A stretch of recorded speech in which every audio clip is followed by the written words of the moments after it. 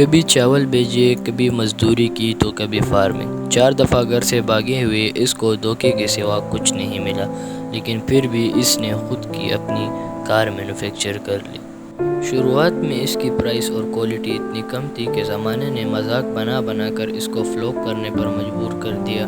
کئی مرتبہ اسے اوپر چڑھ کر واپس گرنے کی تو جیسے عادت ہو گئی تھی، اور اس عادت نے اس کو اتنا مضبوط بنا دیا تھا کہ یہ لڑکا دنیا کی تیسری بڑی کمپنی ہیونڈائی کا فاؤنڈر بن گیا۔ میرے چینل کی نئی ویڈیو میں دوبارہ سے ویلکم۔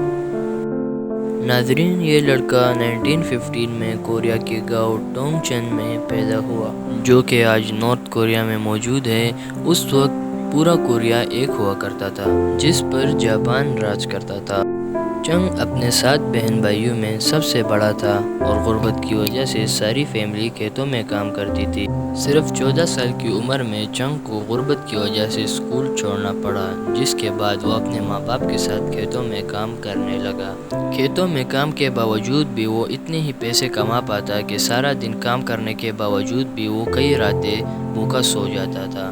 اس سچویشن نے اس کو سوچنے پر مجبور کر دیا کہ کیا وہ اپنی ساری زندگی اسی حالت میں گزارے گا۔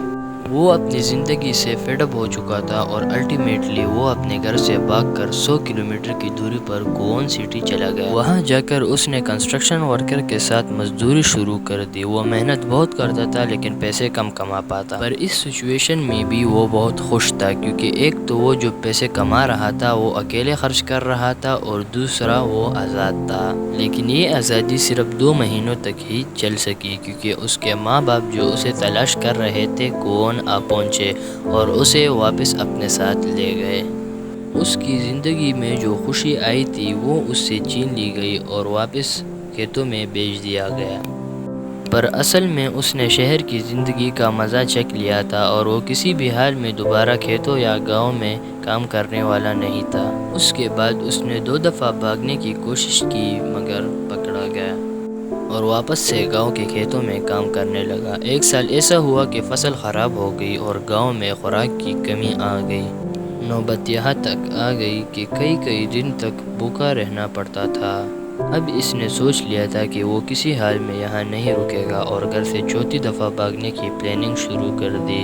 اب یہ اس کے گھر سے بھاگنے کی آخری کوشش تھی، اور اس بار یہ گھر سے بھاگ کر سول شہر چلا گیا، جو آج کل ساؤتھ کوریا کا کیپٹل ہے۔ اس نے تو جیسے اپنی زندگی کا مقصد بنا لیا تھا کہ گاؤں چھوڑ کر شہر میں بسنا ہے، چاہے جو بھی کام کرنا ہو۔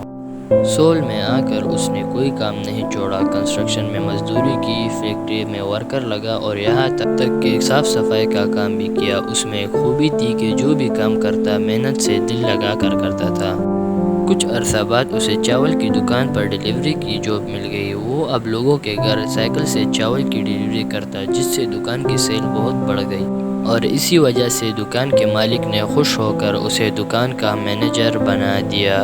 یہ اس کی پہلی جاب تھی جس میں اسے مزدوری نہیں کرنی پڑی تھی، اور دیکھتے ہی دیکھتے اس نے دکان کی سیلز کو کافی حد تک بڑھا دیا۔ اور اسی دوران دکان کا مالک کافی بیمار پڑ گیا اور خود کو دکان چلانے کے قابل نہ سمجھا۔ اس نے چنگ کو تھوڑی ہی قیمت میں وہ دکان بیچ دی۔ گاؤں میں کام کرنے والا 4 بار گھر سے بھاگا ہوا یہ لڑکا صرف 22 سال کی عمر میں اپنی دکان کا مالک ہو گیا۔ اس نے اپنی دکان میں کافی محنت کی، اور کچھ ہی عرصے کے بعد اس کی دکان علاقے میں سب سے بہترین دکان سمجھی جانے لگی۔ وہ بہت خوش تھا، مگر اسی دوران ایک واقعہ ہوا اور اس کی یہ خوشی غم میں بدلنے والی تھی۔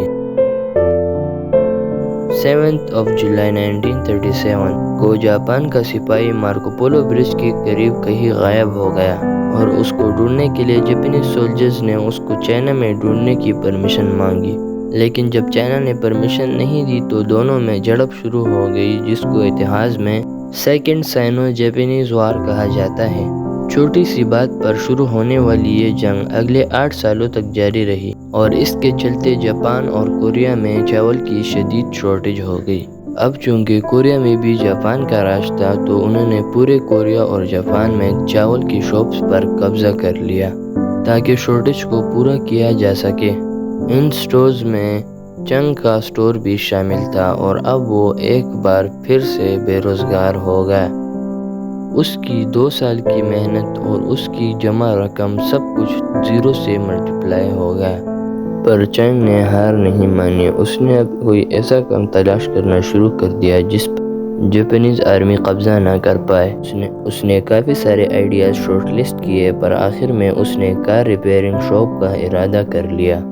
پر مسئلہ یہ تھا کہ اس کے پاس اس کام کے لیے تھوڑے پیسے بھی نہیں تھے۔ 3000 وون کا لون لیا اور ایڈو سروس گیراج کے نام سے نیا بزنس شروع کر لیا۔ پر جیسا اس نے سوچا تھا اس کا بالکل ہی الٹ ہوا۔ وہ کہتے ہیں کہ مصیبت آنے سے پہلے پوچھتی نہیں۔ اس کے پورے دکان میں آگ لگ گئی۔ دکان تو دکان بلکہ اس میں کھڑی ساری گاڑیوں کو بھی آگ نے اپنی لپیٹ میں لے لیا اور سارا نقصان چنگ پر آ گیا۔ وہ اس بار کافی برا پھنس چکا تھا۔ 3000 وون کا لون اور اس کے ساتھ کسٹمرز کا نقصان دونوں اس کے سر آ گیا تھا، اور اس نے ہار نہیں مانی اور 3500 وون کا دوبارہ قرضہ لے کر گیراج شروع کر دیا، اور دیکھتے ہی دیکھتے سارا نقصان بھرنے میں کامیاب ہو گیا۔ اب اس نے اپنا فوکس بزنس کی گروتھ کی طرف کر دیا اور اگلے 2 سالوں میں اس نے بھرپور ترقی کی۔ وہ لوگوں کو اپنی دکان میں نوکریاں دینے لگا اور 70 سے 80 لوگ اس کی دکان میں کام کرنے لگے۔ ترقی اتنی حاصل ہوئی کہ وہ اپنی پوری فیملی کو گاؤں سے اٹھا کر سول سٹی میں سیٹل کر بیٹھا۔ لیکن پھر سے سر پر دوسرا امتحان کھڑا ہو گیا۔ اس وقت ورلڈ وار 2 چل رہی تھی جس میں جاپان بھی شامل تھا۔ جاپان کو جنگی سامان بنانے کے لیے ورکشاپس کی ضرورت تھی، تو انہوں نے ورکشاپس کو بھی اپنے قبضے میں لے لیا۔ بالآخر اس بار پھر سے جاپانی سرکار نے چنگ کی گیراج کو اپنے گرفت میں لے لیا، مگر اس بار وہ 0 نہیں ہوا تھا، کیونکہ پچھلی دفعہ سے اس نے سبق حاصل کر کے 50,000 وون کی سیونگز کر رکھی تھی تاکہ پھر کوئی نیا بزنس شروع کر سکے۔ اس کے ساتھ ہی ورلڈ وار 2 ختم ہوتا ہے اور کوریا سے جاپان کی حکومت بھی چنگ کے راستے سے سب سے بڑی رکاوٹ ہٹ چکی تھی۔